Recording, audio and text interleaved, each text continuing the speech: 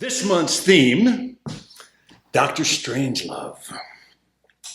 Okay, so 1962, we got the Cold War in full swing. The Berlin Wall is being built. We've got the Cuban Missile Crisis. We're not in Vietnam yet, but it's ramping up. The kids are still doing duck and cover drills in elementary school, but I'm in high school. So I've got my own problems. What do I know? I come from a socialist family, so we always knew that the world was fucked up. But I am at this point. I'm not thinking globally.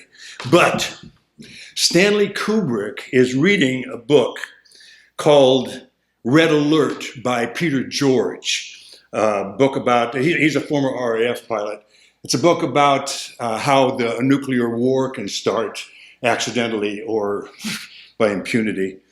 And Kubrick decides to make a movie about it, so he and his producer write a script for a very serious movie called Edge of Doom.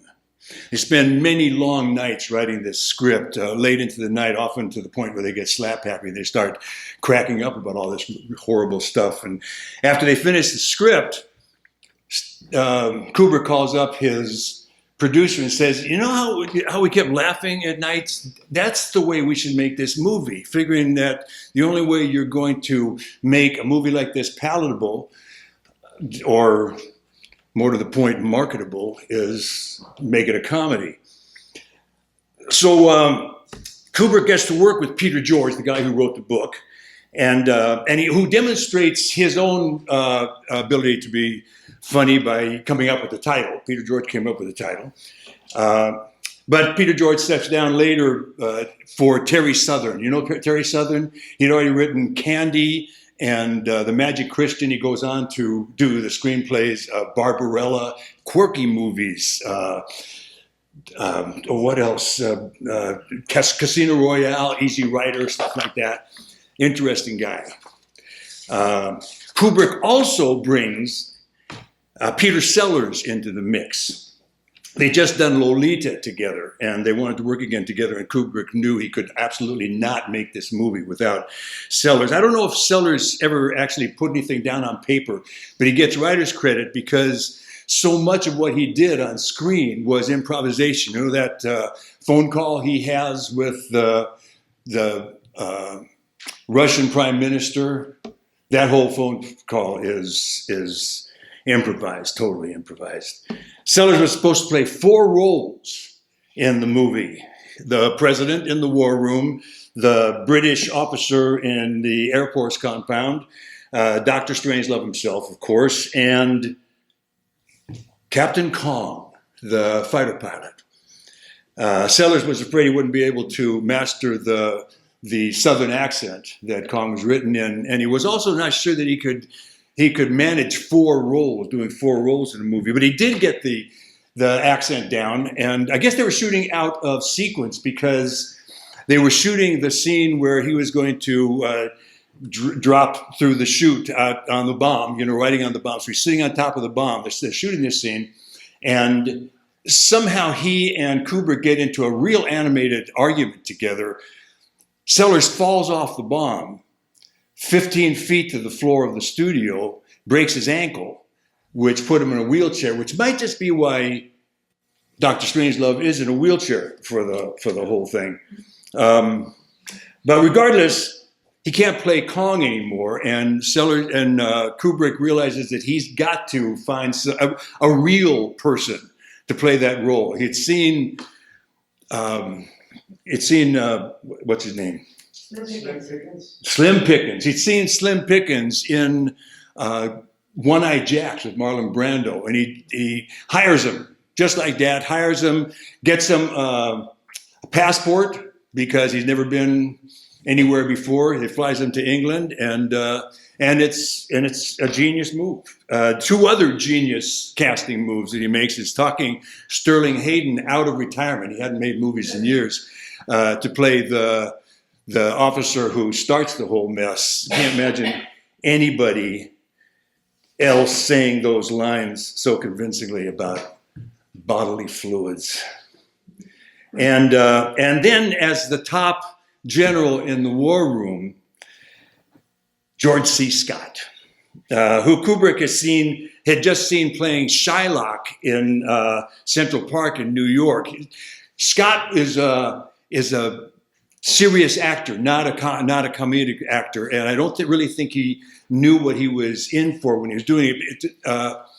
Kubrick wanted him to go way over the top, and Scott wanted to keep it real, and so they were bouncing back and forth with each other. So what Kubrick needed to gain his respect, and the way he did that was he set a chess set up on the set for them to play together.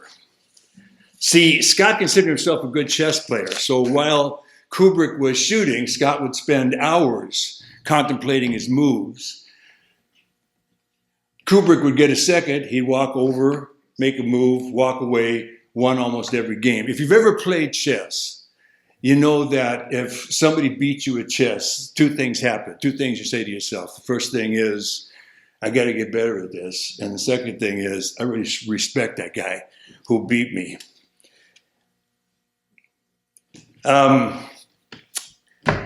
Meanwhile, well, okay.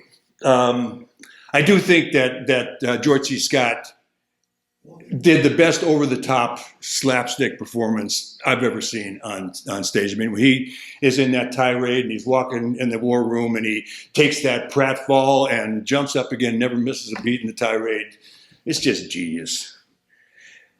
Meanwhile, concurrently, another movie with the same theme, Fail Safe, starring Henry Fonda and directed by Sidney Lumet, was rushing to production and looked like it might beat Strangelove to the box office.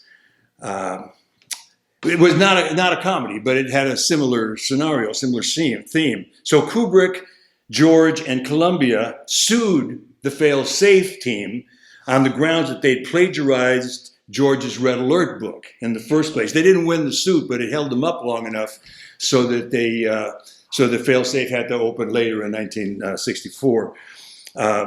Strangelove was set to premiere on November 22nd, 1963. Date ring a bell? That's the day that John F. Kennedy was assassinated. You're not going to release a film about a president making momentous decisions right after one of the greatest presidents we've had was killed. And when it was released, it got a lot of flack for being anti-American. But the thing it had, maybe its saving grace, aside from the comedy, was a thoughtful, intelligent, scrupulous president. Something we don't have today, unfortunately. But this country has a lot of saving graces. And one of them is the movies we make. The year that Dr. Strangelove was up for an Oscar, the other movies up for that Oscar were Beckett, Mary Poppins, My Fair Lady, and Zorba the Greek. Any one of you miss any of those? As I said, I was in high school. I didn't know much about the world situation, but I saw all those movies. And I'm a better man for it. That's all I got to say. We got to